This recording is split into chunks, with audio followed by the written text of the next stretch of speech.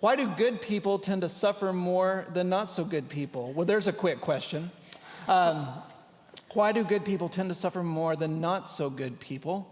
It seems so unfair. Anybody want to jump? I had this question the first week. Oh, then go ahead. I take it. That was not me volunteering.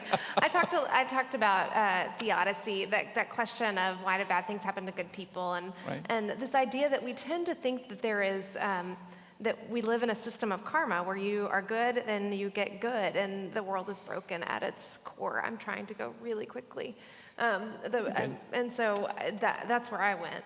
But you all can take it this is wherever on Mother's Day. Maybe this is fitting for me because this is my debate with my mother, and then my mom. She wants a God that's fair. Mm-hmm. That's sort of where she always lands. Why is God not fair? And so my retort to her always is, Mom, if you want a God that's fair, that means you want a God who gives you what you deserve. Mm-hmm. Do you want that? I don't want that either. In fact, I'm going to work real hard to not want that. And so, another way of thinking of this question is, why do good people tend to suffer more than not so good people? First of all, I'm not sure that that's true. But also, if you pick up your cross and follow Jesus, you're going to suffer. Sure. That's how it works. And so one of the things I think you could say, or maybe a tweak on the question is, you are going to suffer if you follow. It is going to happen. But fairness is not the standard.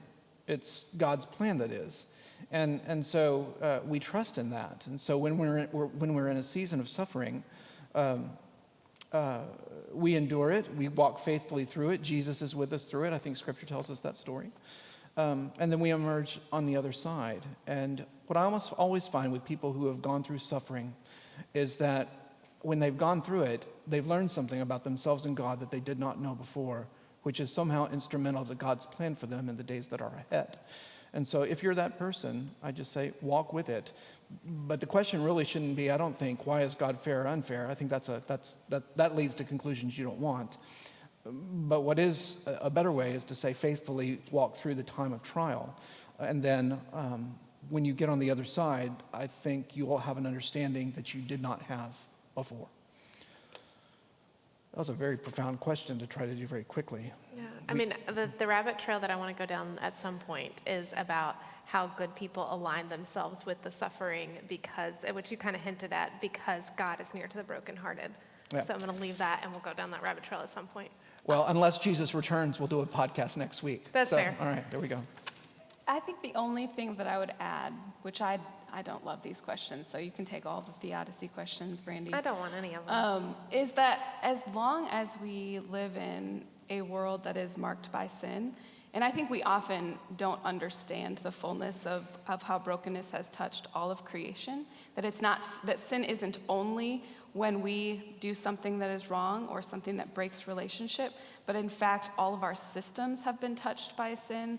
Creation itself has been marred by sin and brokenness. And so as long as things are broken, there will be a result of suffering.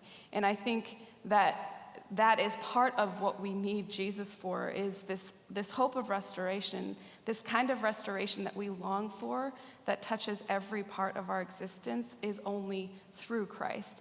And so I think that there will always be suffering as long as we are in the time where Jesus has already died, but he has not yet come back. Suffering will always be a part of that in between because we're still waiting for the full restoration. It's the nature of the time in which we live. Yeah, I agree.